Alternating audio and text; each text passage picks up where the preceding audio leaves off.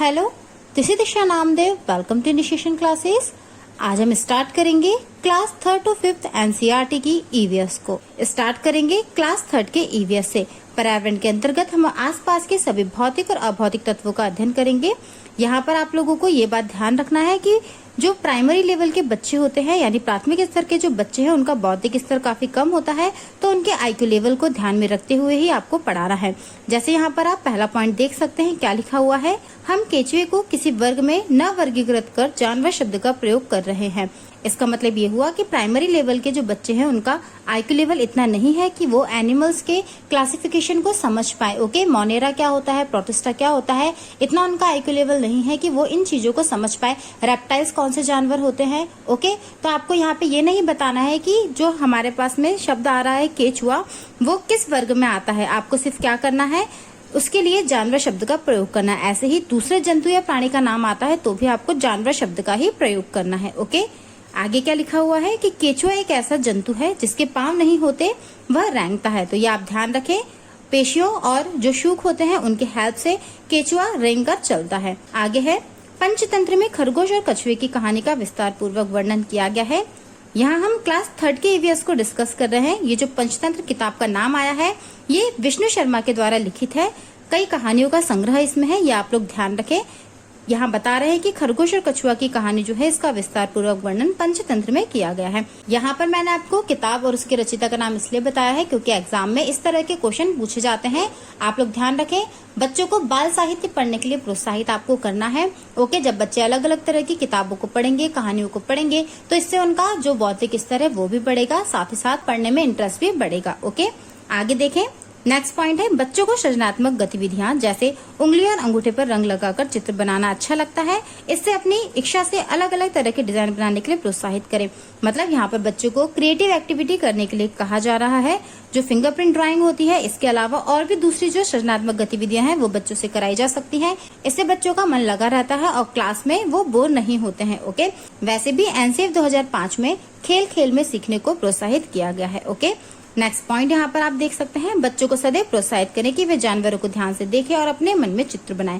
समूह में चित्र बनाने में बच्चों को सहायता की आवश्यकता हो सकती है, इस बात का हमें ध्यान रखना चाहिए। तो ये बेसिक पॉइंट्स हैं। एग्जाम में इससे किस तरह से क्वेश्चन बन सकता है, तो बात बस इतनी है कि बच्चों को हमें प्रोत्साहित करना है कि वो किसी भी चीज को जब ऑब्जर्व करें तो ध्यान से ऑब्जर्वेशन करें, ताकि उनको पता रहे कौन सा एनिमल किस तरह का दिखता है। ओके, और आप लोग बच्चों को चित्र दिखाकर डिस्कस कर सकते हैं, इस जानवर का क्या नाम है, किस तरह से वो आवाज करता है, और साथ में बच्चों को चित्र बनाने के लिए भी कहा जा सकता है। लेकिन ये ध्यान रखना है कि सभी बच्चे ड्राइंग में एक्सपर्ट नहीं होते हैं, तो उन्हें हेल्प की जरूरत हो सकती है। ओके, आगे जिक्सॉ जो खेल है उसके बारे में कुछ पॉइंट्स लिखे हुए हैं। जिक्सॉ से रिलेटेड क्वेश्चन पूछे जाते हैं। यहाँ पर आप देख सकते हैं क्या लिखा हुआ है, जिक्सॉ एक चित्र पहेली है। ओके, यहाँ इसमें क्या होता है, जो चित्र होता है उसको विखंडित कर दिया जाता है कई भागों में और फिर उसको जोड़ने का प्रयास किया जाता है। ओके, इसका स्वरूप जो है वो खेल के अनुसार बदलता रहता है, ये बात आपको ध्यान रखना है। जिक्सॉ इस प्रकार से बनाया जाना चाहिए कि उसमें कुछ चुनौती हो, ऐसा ना हो कि सीधे साधे रूप में उसको विखंडित कर दिया जाए और बच्चा आसानी से उसे जोड़ पाए। ओके, तो विखंडित करते समय इस बात का ध्यान रखें, थोड़ा चुनौतीपूर्ण तरीके से उसको विखंडित करना है, ताकि जब बच्चा उसे जोड़े तो उसको थोड़े से दिमाग का प्रयोग करना पड़े। ओके, आगे है, बच्चों से इस बात की जानकारी ली जा सकती है कि उनके यहाँ छुपन छुपाई, अंताक्षरी आदि खेलों को किस नाम से जाना जाता है। विभिन्न क्षेत्रों में विभिन्न नाम से प्रचलित ये सभी प्राचीन खेल हैं। तो अलग अलग क्षेत्रों में किसी भी चीज को सिर्फ खेल से ही संबंध नहीं है, ऐसे कोई भी चीज हो सभी जगह नाम अलग अलग होते हैं।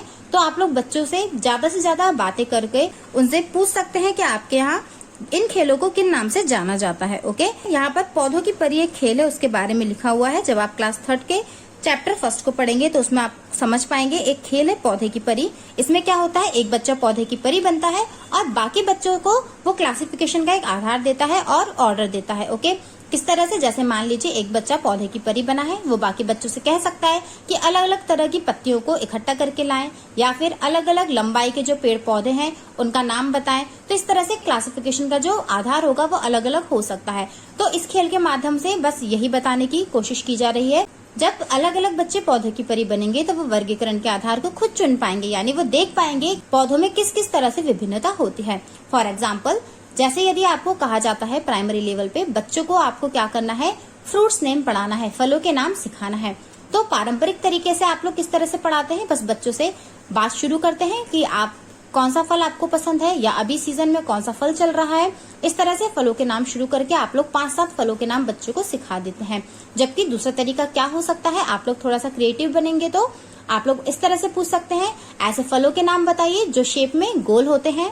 ओके, या फिर आप इस तरह से पूछ सकते हैं, ऐसे फलों के नाम बताइए जो आकार में लंबे होते हैं या फिर जिनके अंदर बीज निकलता है, गुठली निकलती है, या फिर ऐसे फल जिन्हें हमें छीलकर खाना होता है या ऐसे जिन्हें हम डायरेक्टली खा सकते हैं। ओके, तो इस तरह से क्लासिफाई करके आप लोग बच्चों को फलों के नाम सिखा सकते हैं। ओके, तो जरूरी है कि हम लोग अपने पढ़ाने के तरीके को चेंज करें, बच्चे क्लासिफिकेशन के आधार को समझ सके। ओके, आगे देखेंगे क्या लिखा हुआ है कि बच्चों को कविता गाना अच्छा लगता है पर उन्हें जबरदस्ती याद करने के लिए नहीं कहा जाए तो अच्छा होगा।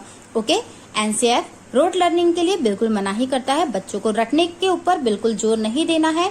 बच्चों को कविता गाना अच्छा लगता है तो हम उनसे रटने के लिए ना कहें बल्कि उनके साथ साथ गाएं, उनको दोहराने के लिए कहें। तो इससे क्या होगा कि बच्चे कविता अपने आप ही सीख जाएंगे। पेड़ पौधों की विभिन्नता में आप ध्यान रखें, कोई पौधा लंबा हो सकता है, कोई छोटा, रंग अलग अलग हो सकते हैं पत्तियों के।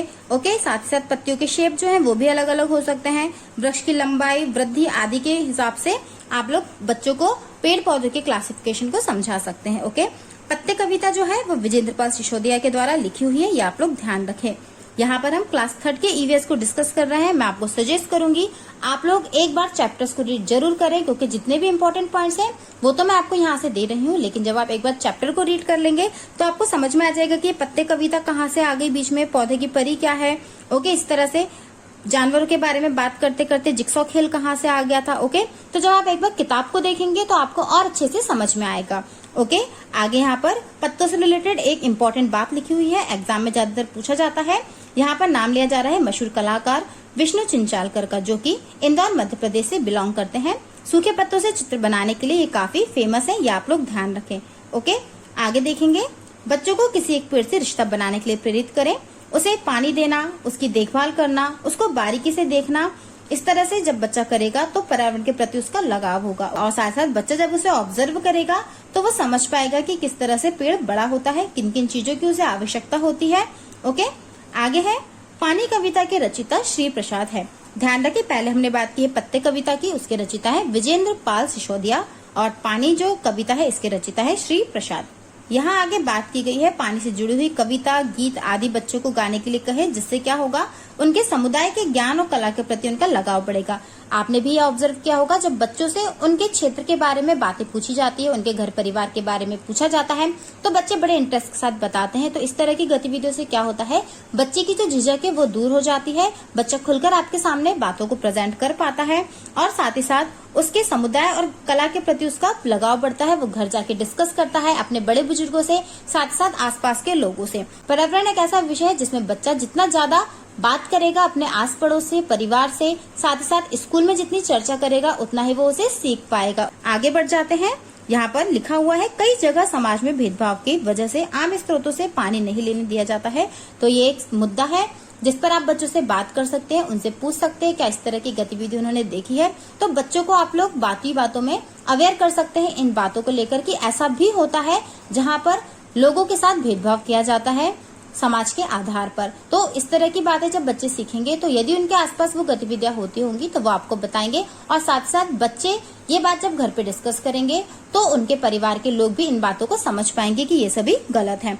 ओके, तो इस तरह से बच्चों से आपको बात करनी है। ध्यान रखें, बच्चों के आईक्यू लेवल को ध्यान में रखते हुए ही आपको बच्चों के साथ ये सभी बातों को डिस्कस करना है। अगला पॉइंट लिखा हुआ है, हमारा पहला स्कूल ना होकर हमारा परिवार अर्थात हमारे माता पिता का समूह होता है। तो ये आप सभी जानते हैं, सबसे पहले बच्चा अपनी माता से, अपने परिवार से ही सीखना शुरू करता है।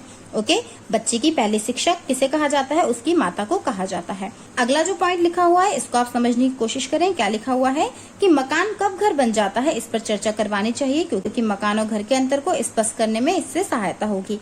इसका मतलब क्या हुआ, मकान का अर्थ क्या हुआ, यहाँ पे बात की जा रही है बिल्डिंग की। ओके, इस तरह से मकान में हो सकते हैं अलग अलग कमरे हैं, बहुत बड़ा मकान हो सकता है, लेकिन वो घर कब बनता है, तो घर वो तब बनता है जब वहाँ पर साथ साथ लोग रहते हैं, मिलजुल कर सुख दुख को बांटते हैं, साथ में खाना खाते हैं, काम का डिस्ट्रीब्यूशन उनके बीच में होता है।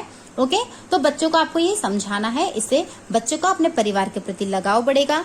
ओके, आप लोग बच्चों से उनके परिवार वालों के हंसने, गाना गाने और अलग अलग जो उनके हैबिट्स है उनके बारे में डिस्कशन भी कर सकते हैं। ओके, साथ साथ उनके घर के ऐसे कौन से हिस्से हैं जिसमें लोगों का आना जाना मना है, तो इस तरह की जब आप बातें करेंगे तो उनके घर का जो माहौल है वो आप समझ पाएंगे, किस तरह के तौर तरीकों का उनके घर में प्रयोग किया जाता है। तो ये सब बातें करते समय आप लोग थोड़े संवेदनशील रहें। जब बच्चा बोले तो उसको इस तरह का खुला माहौल दें कि वो बेझिझक अपनी बातों को कह सके। ओके, आप लोगों को बच्चों की बातें सुनना है संवेदनशीलता के साथ। ओके, घर प्यारा कविता का उल्लेख बच्चा टोली भारत ज्ञान विज्ञान समिति से लिया गया है, इस बात को आप ध्यान रखें। यहाँ पर अब विभिन्न तरीके के भोजन की बात की गई है। जैसे पहले क्या लिखा हुआ है, हांगकांग में लोगों को सांप खाना बहुत पसंद है, वहाँ के लोग लिंग हू फैन खाते हैं। तो लिंग हू फैन क्या है, सांप से बनी हुई एक डिश है, ये ध्यान रखें, जो कि हांगकांग में ज्यादातर खाई जाती है। कश्मीर में सरसों के तेल से मछली बनती है और गोवा में नारियल के तेल से। तो ये आपको बेसिक अंडरस्टैंडिंग होनी चाहिए। केरल में नारियल डली हुई किसी भी करी के साथ उबला हुआ टेपियोका खाया जाता है। तो टेपियोका क्या है, आप यहाँ पर डायग्राम देख सकते हैं। ओके, इसको उबालकर खाया जाता है। ध्यान रखें, टेपियोका को कप्पा भी कहा जाता है। हमें ध्यान रखना चाहिए जिन घटनाओं को बच्चे समझ पाए, जिनसे स्वयं को जोड़ पाए, उनको ही हमें चुनना है ताकि बच्चे प्रभावी ढंग से उन चीजों को सीख पाए। ओके, आप बच्चों से पूछ सकते हैं किस तरह का भोजन खाया जाता है, तो वो समझ पाएंगे कि अलग अलग क्षेत्रों में अलग अलग तरह का भोजन खाया जाता है। मेरी बहन सुन नहीं सकती, इस कविता को जीन व्हाइटहाउस पीटरसन की कविता से लिया गया है। किसके द्वारा लिया गया है, अरविंद गुप्ता के द्वारा। ओके, एज अ टीचर आपको ये ध्यान होना चाहिए कि हम सब में अलग अलग तरह की क्षमताएं होती हैं। ओके, बच्चे सभी एक तरह के नहीं होते हैं, तो सभी बच्चों को आपस में कंपेयर नहीं करना है। उनके अनुभवों के आधार पर, उनकी क्षमताओं के आधार पर उनके साथ संवेदनशीलता को बढ़ाना है। आपको उनको समझना है और उसके अकॉर्डिंग ही फिर उन्हें सिखाना है। ओके, आगे यहाँ पर लिखा हुआ है बादल आए कविता जो है वो हरीश निगम चकमक एकलव्य से लिया गया है, ये आपको ध्यान रखना है। बच्चों के बारिश से जुड़े हुए अनुभवों को सुनने से बारिश से होने वाले अच्छे बुरे प्रभाव, दोनों तरह की बातों पर आप लोग गहराई से चर्चा कर सकते हैं। ओके, घर के लोगों से बात करके बच्चे अपनी जानकारी बढ़ा सकते हैं। तो आपको ये बच्चों को समझाना है कि शिक्षक के अलावा और व्यक्ति भी जानकारी के स्रोत हो सकते हैं। ओके, खाना पकाने के अलग अलग तरीकों पर बच्चों के अपने अनुभव रुचिकर हो सकते हैं। घर में प्रयोग किए जाने वाले ईंधन से पर्यावरण पर पड़ने वाले प्रभाव पर भी आप चर्चा कर सकते हैं। ओके, तलना, भुनना, सेकना, भूंजना, इस तरह के शब्द जो हैं, इनके बीच में क्या अंतर है, ये आप बच्चों के साथ डिस्कस कर सकते हैं। साथ साथ किस तरह से घर में खाना बनता है, गैस का प्रयोग किया जाता है, माइक्रोवेव का प्रयोग किया जाता है, या फिर इलेक्ट्रॉनिक गैस है, चूल्हे पर खाना बनता है, या फिर सिगड़ी पर या स्टोव पर किस तरह से खाना बनता है, इनके बारे में भी आप बच्चों से बात कर सकते हैं। पर्यावरण पर इनका क्या प्रभाव पड़ता है, इस बारे में आप चर्चा कर सकते हैं। ओके, नेक्स्ट पॉइंट है रेलगाड़ी कविता को हरेंद्र नाथ चट्टोपाध्याय की कविता से लिया गया है। ओके, बच्चों से आप लोग विभिन्न तरह के वाहनों के बारे में भी बात कर सकते हैं और उनमें किस तरह का उनका अनुभव रहा, इस बारे में भी चर्चा कर सकते हैं। ओके, अब यहाँ पर वाहनों की चर्चा की बात कहाँ से आ गई, जैसा आप देखेंगे कविता का नाम है रेलगाड़ी।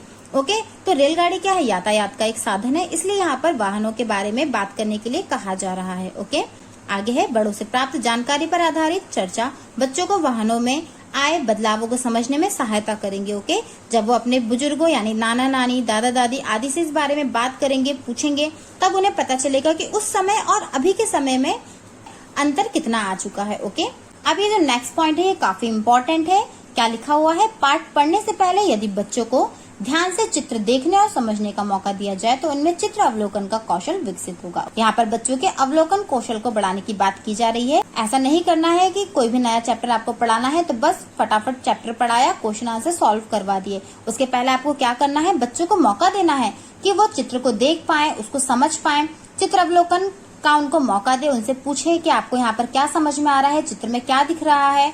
ओके, इस तरह से आपको पाठ पढ़ाना है। इससे क्या होगा, बच्चों के अवलोकन का जो कौशल होगा वो विकसित होगा। ध्यान रखें, बच्चे कहानियों में रुचि लेते हैं तथा कहानी के पात्रों की मदद से संवेदनशीलता उनमें पैदा की जा सकती है। ओके, अब यहाँ पर पात्रों की मदद से संवेदनशीलता पैदा करने की जो बात है, इसका अर्थ क्या हुआ, जैसे आप लोग बच्चों को मोरल स्टोरीज सुनाते हैं। फॉर एग्जाम्पल, कहानी में कोई बच्चा है जिसमें बैड हैबिट्स हैं, जैसे वो चोरी करता है या फिर झूठ बोलता है या जिद करता है, जिसकी वजह से क्या होता है, आगे उसको उसकी भरपाई करनी पड़ती है। तो इस तरह से आप लोग बच्चों को संवेदनशील बना सकते हैं। ओके, आपको बच्चों में इस बात की समझ पैदा करनी है कि कोई भी काम बड़ा या छोटा नहीं होता, सभी काम महत्वपूर्ण होते हैं। बातचीत के दौरान ये संदेश बच्चों को मिलना चाहिए। यदि बच्चों के द्वारा बताए गए कामों में लिंग विषमता यदि दिखाई देती है तो उसके कारणों पर चर्चा करना भी अच्छा रहेगा। जैसे बच्चे बात करते हैं कि खाना बनाने का काम तो सिर्फ मम्मी का होता है, मम्मी खाना बनाती है, या फिर झाड़ू तो घर में बस दीदी ही लगाती है या बहन लगाती है। तो इस तरह की बातों पर आप लोग बच्चों से चर्चा कर सकते हैं, उनको समझा सकते हैं कि कामों में लिंग विषमता नहीं होनी चाहिए। एनसीईआरटी की किताबें जब आप ध्यान से देखेंगे तो इसमें लिंग विषमता को दूर करने का प्रयास किया गया है। जैसे पारंपरिक तरीके से क्या चला आता था कि कोई कंप्यूटर पे काम कर रहा है तो लड़के का चित्र बना होता था, जबकि यदि मान लीजिए झाड़ू लगाना है या किचन में खाना बनाना है तो वहां पर औरत का चित्र बना होता था। लेकिन अब किताबों को जब आप देखेंगे तो यहाँ पर किताबें बदल गई हैं। आप जब किताबों के चित्र देखेंगे तो इसमें लड़कियों को पायलट की ड्रेस में दिखाया जाता है, डॉक्टर की ड्रेस में दिखाया जाता है, और जो लड़के होते हैं उनको झाड़ू लगाते हुए या खाना बनाते हुए भी दिखाया जाता है। इस तरह से चित्रों में बदलाव करने का उद्देश्य यही है कि लिंग विषमता जो है उसे दूर किया जा सके। आई होप जितने भी पॉइंट्स हमने डिस्कस किए हैं आपको समझ में आए होंगे। यदि कंटेंट यूजफुल लगा हो तो वीडियो को लाइक और शेयर जरूर करें, और यदि आप चैनल पर नए हैं तो चैनल को सब्सक्राइब कर दें। साथ साथ नोटिफिकेशन बेल को जरूर प्रेस करें ताकि आने वाले नेक्स्ट वीडियो के नोटिफिकेशंस आपको टाइम पर मिल सके। Thank you.